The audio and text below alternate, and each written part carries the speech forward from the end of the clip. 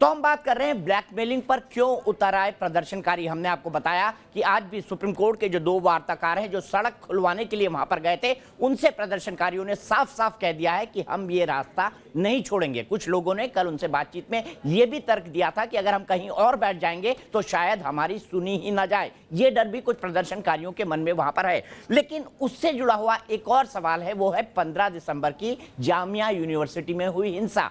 अगर वहां पर कोई बेकसूर छात्र था और पुलिस ने उसको निर्ममता पूर्वक मारा है तो यह बिल्कुल गलत है। मैं इसका विरोध करता हूं। लेकिन जामिया में कल कुछ क्या हो रहा था 15 दिसंबर की शाम, सिलसिलेवार ढंग से हम आपको बताते हैं। ये देखिए जामिया की तस्वीरें जिसे आज जारी किया गया है पुलिस की तरफ से। 6:19 की तस्वीरें हैं, 15/12 की डेट है। ये नकाबपोश लड़के दिखाई दे रहे हैं आपको 6:18 पर, छात्रों के बीच नकाबपोश। ये जामिया यूनिवर्सिटी का गेट है। ये नकाबपोश यहां पर दिखाई दे रहे हैं। मिरान, आप तस्वीरों को ध्यान से देखते रहिएगा। 15/12 की तारीख है। ये नकाबपोश छात्र इस वक्त जामिया के घूम रहे हैं और आप थोड़ी देर में आगे देखेंगे कि किस तरह से वहां पर बाकी चीजें आती हैं, लोग इकट्ठा होते हैं, जामिया की लाइब्रेरी के अंदर जाने लगते हैं। ये समय है जब जामिया से 1.5 किलोमीटर दूर न्यू फ्रेंड्स कॉलोनी थाने के इलाके में हिंसा हुई और पुलिस का आरोप है कि उससे जुड़े हुए कुछ प्रदर्शनकारी, ये देखिए नकाबपोश है, अंदर जा रहे हैं कुछ नकाबपोश और यहां पर नकाबपोश खड़े हुए हैं। ये सब जामिया की लाइब्रेरी के अंदर जा रहे हैं। पुलिस ने यह तर्क दिया है, मैं नहीं जानता कितना सच है कितना गलत है, इसकी इन्वेस्टिगेशन बाकायदा क्राइम ब्रांच कर रही है। जामिया यूनिवर्सिटी के अंदर वो 3 दिन पहले गई थी, फुटेज की जांच कर रही है और ये फुटेज जारी की गई है। देखिए इसमें कुछ छात्राएं भी हैं जो बिल्कुल निर्दोष हो सकती हैं, लेकिन आप देखिए भागकर लोग आ रहे हैं और थोड़ा सा आपको एक आध दो अब दिख रहा है, आपको पत्थर पड़ते हुए भी दिखाई दे रहे हैं। ये 6:18 पर तस्वीर है और ये देखिए पत्थरों की आवाज तेज होती है, लड़के तेजी से वहां भागते हुए आते हैं, अंदर घुसते हैं। ये जामिया लाइब्रेरी का गेट है बाहर का। फिर देखिए वहां पर क्या होता है, ये देखिए ये झुका, इसने एक पत्थर उठाया, आगे बढ़ा और अब ये देख रहे हैं कि क्या पुलिस इस तरफ आ रही है। ये मुआयना लिया जा रहा है और ये देखिए पीछे से लोग भागते हुए आ रहे हैं, बड़ी संख्या में लोग भागते हैं। कुछ बाहर की तरफ भागते हैं, कुछ जामिया की तरफ भागते हैं। उसके बाद जामिया लाइब्रेरी में क्या होता है आप ये भी देखिएगा। मिरान, आप कोई टिप्पणी करना चाहेंगे? बिल्कुल इस पे मैं टिप्पणी करना चाहूंगा।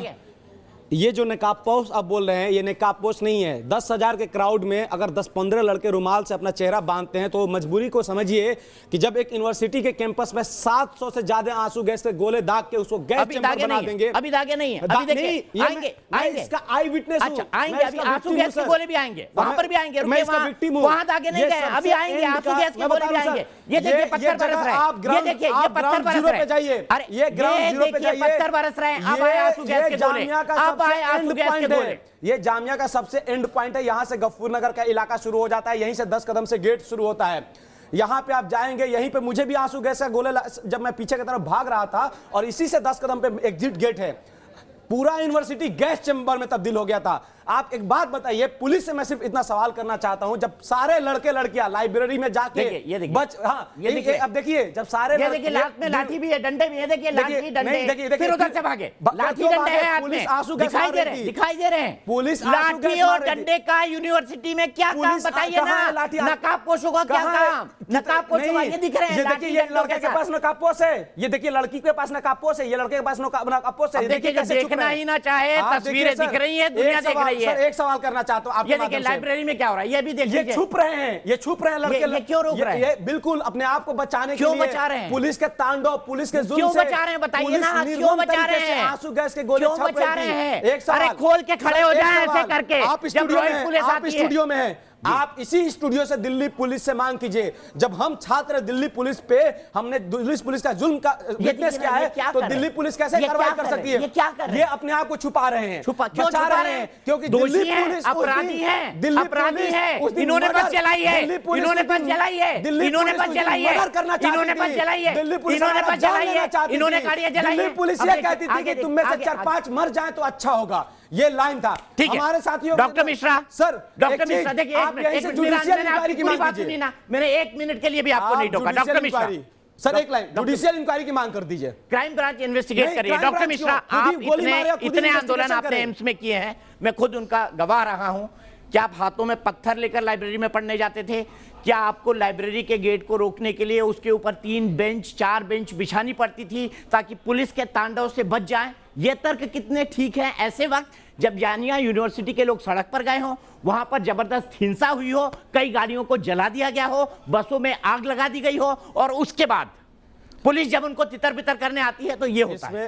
देखिए, जो आपने फुटेज दिखाई उसमें जितने भी जो भी छात्र हैं, छात्र के अलावा जो भी लोग हैं, पहली चीज वो लाइब्रेरी में घुसते हैं, तो अगर पुलिस को कार्रवाई करनी है तो पुलिस सर्टिफिकेट लेके थोड़ी ना देखेगी। लाइब्रेरी को एक बंद मिनट कर सर, देती। आप बहुत बोल चुके हैं, अब सुन लीजिए। आप वहां नहीं सुन लीजिए, बस 2 मिनट। अब मैंने आपको ना पूरा वक्त दिया है, 7 मिनट, ठीक, 7 मिनट वक्त दिया आपको। अगर इस तरह से प्रोटेस्ट होती है जिसमें कि आपको अपनी पुलिस से डर है, तो आप प्रोटेस्ट में कहीं गलत हैं।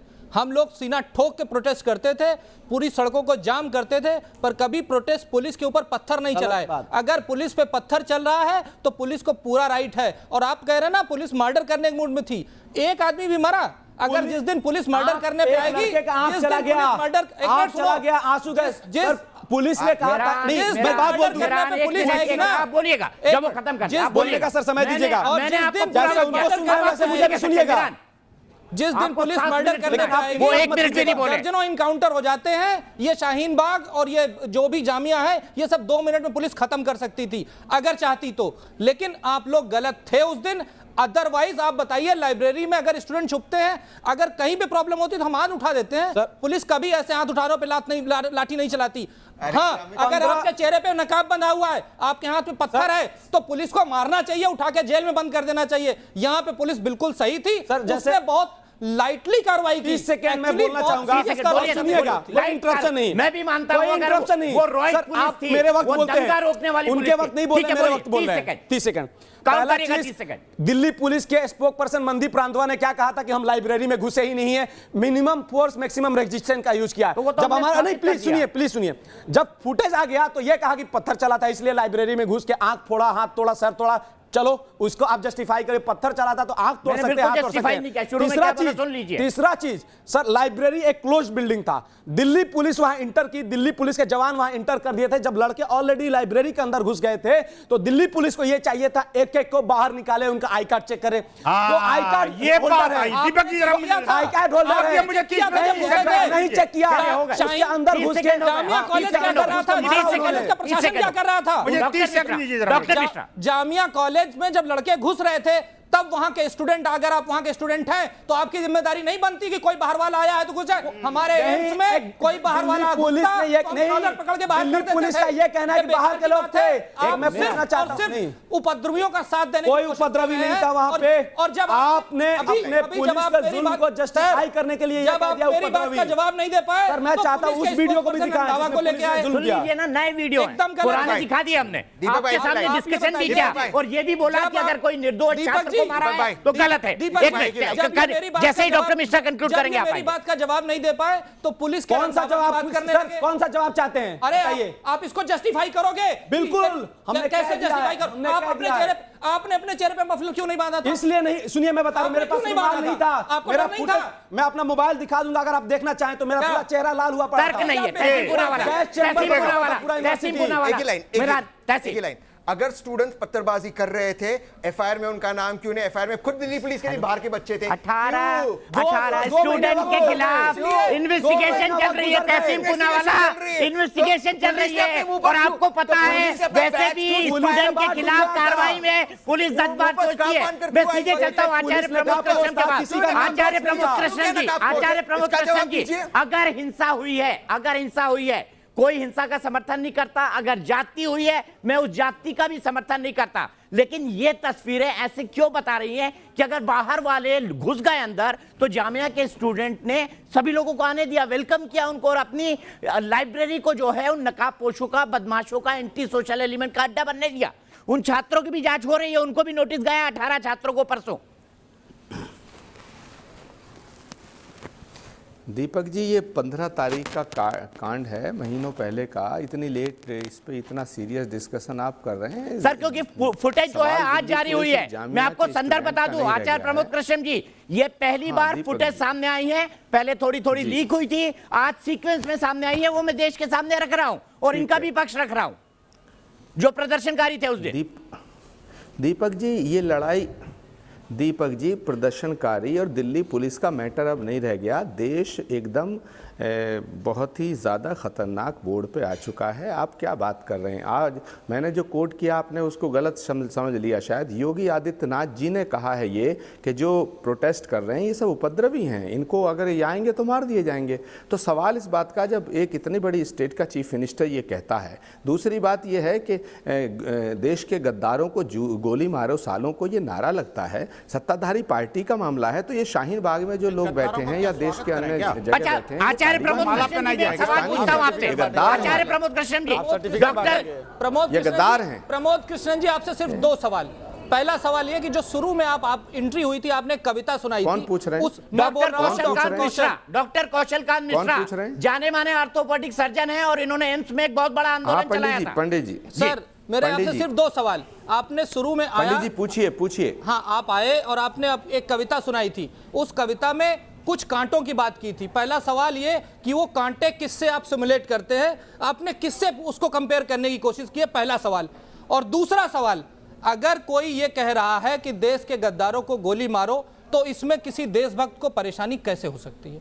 इन 2 सवालों का जवाब मैं आपसे चाहूंगा सर। और मेरे सप्लीमेंट्री सवाल ये है कि देश के गद्दारों के साथ क्या करना चाहिए? क्या उनको फूल की माला पहनानी चाहिए? अगर हाँ तो बता दीजिए, अगर आप इसके समर्थक हैं। मैं देश के गद्दारों की बात कर रहा हूं। मैं भी दीपक चौरसिया जी बड़ा सम्मान करते हुए आपका डॉक्टर साहब के ये कहना चाहता हूं कि जो देश का गद्दार है उसे गोली मार देनी चाहिए, लेकिन जो प्रोटेस्ट कर रहे हैं क्या ये देश के गद्दार हैं? सर किसने देश कहा के ये गृह देश मंत्री के को गद्दार बताना हैं? चाहिए। किसने कहा ये शाहीन देश बाग के में जो गद्दार बैठे हैं ये गद्दार हैं देश के। किसने कहा गद्दार हैं? किसको कहा गया? आचार्य जी, किसको कहा गया? मैं आपसे सवाल पूछना चाहता हूं। गंभीरता से बात करिए, गंभीरता से बात करिए। किसी भी आखिर ये नफरत प्रदर्शनकारी को गद्दार नहीं कहा गया है।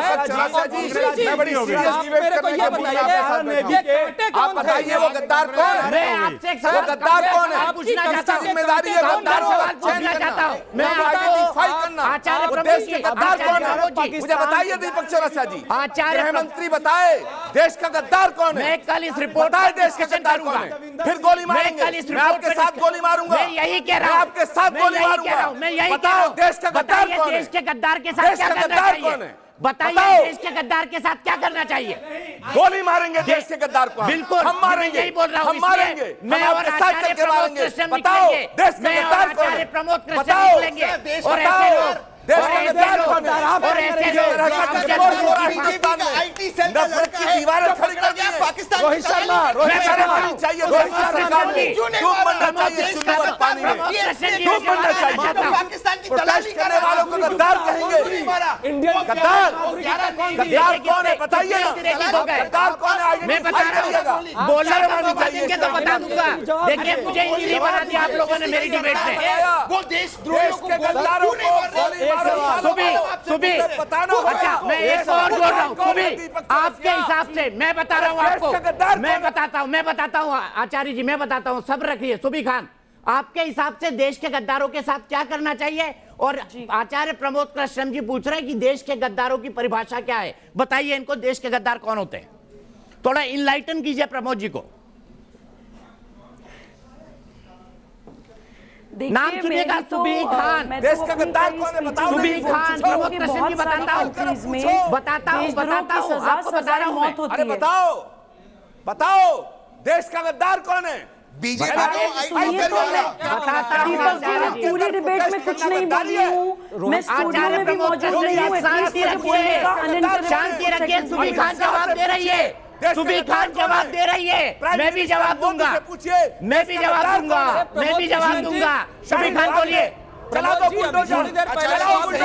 आचार्य जी के समर्थन में हूँ। आचार्य जी, देश के गद्दार वो होते हैं जो अपने निजी स्वार्थों के लिए देश के टुकड़े करने से भी गुरेज नहीं करते हैं, जो देश में आग लगा के अपनी राजनीतिक रोटियां सेकने की कोशिश करते हैं, जिनको अपनी कैपेबिलिटीज पे इलेक्शन जीतने की हैसियत नहीं होती। आचार्य जी संयम रखिए, कट्टरवाद, आतंकवाद और उसके बाद इस्लामिक स्टेट बना के अपनी राजनीति चलाते हैं। आप गद्दारों को सुबह क्यों उत्तेजित हो रहे हैं? सुबह जवाब दीजिए, देश के गद्दार कौन है?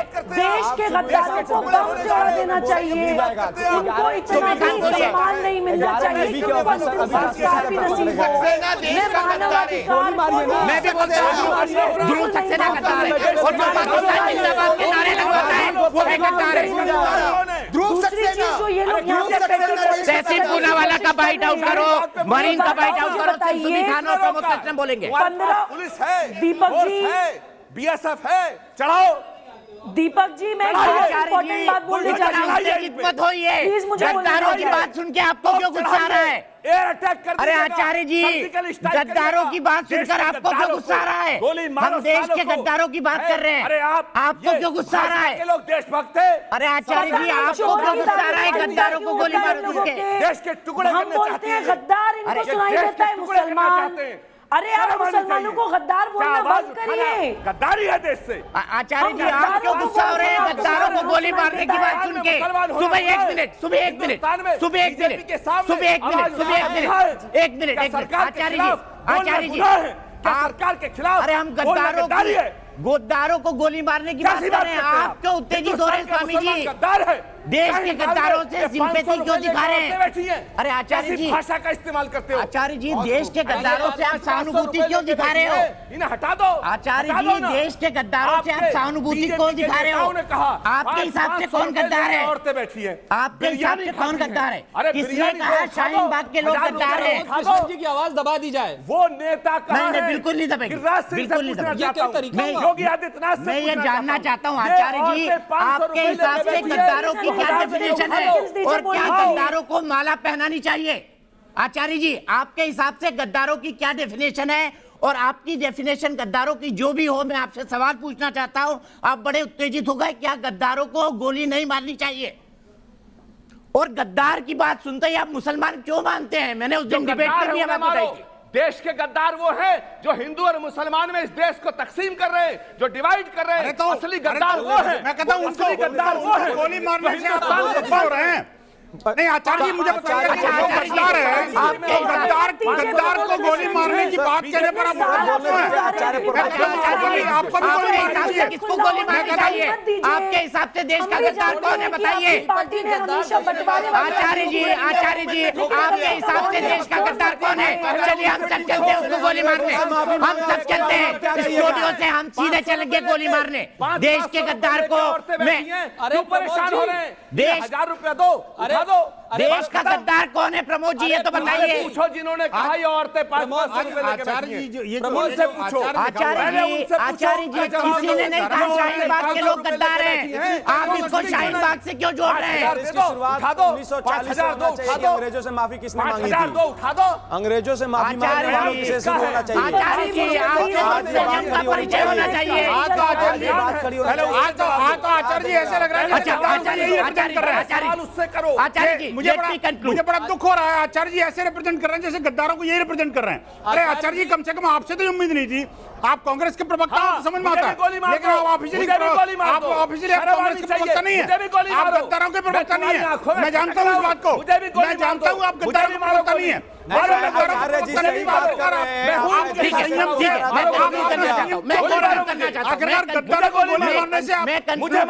मैं कंक्लूड करना चाहता हूं। मैं बड़े सिंपल, मैं बड़े संयम के साथ ये कहना चाहता हूं कि मैं आचार्य जी का बहुत सम्मान करना चाहता हूं। देश के गद्दारों की बात सुनकर वो इतने क्यों उत्तेजित हो गए, ये मेरी समझ से बाहर है, ये उनके नेचर के ठीक विरुद्ध है। लेकिन मैं इतना जोड़ना चाहता हूं कि जब गद्दारों की बात कही जाती है तो देश का एक बड़ा वर्ग खड़ा होकर अपने आप को क्यों गद्दार मानने लगता है?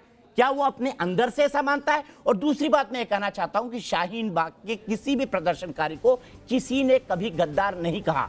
और ये ऐसे कई लोग हैं जो इस नारे को उस तरफ मोड़ना चाहते हैं। मैं ऐसे नारों का, गोली मारने का कतई समर्थन नहीं करता। देश में जो भी कार्रवाई होनी चाहिए वो देश के संविधान और कानून के हिसाब से होनी चाहिए। लेकिन मुझे अभी भी ये समझ नहीं आता, देश के गद्दारों की जब बात होती है तो एक बड़ा तबका ये क्यों मानने लगता है ये मेरे लिए कहा जा रहा है।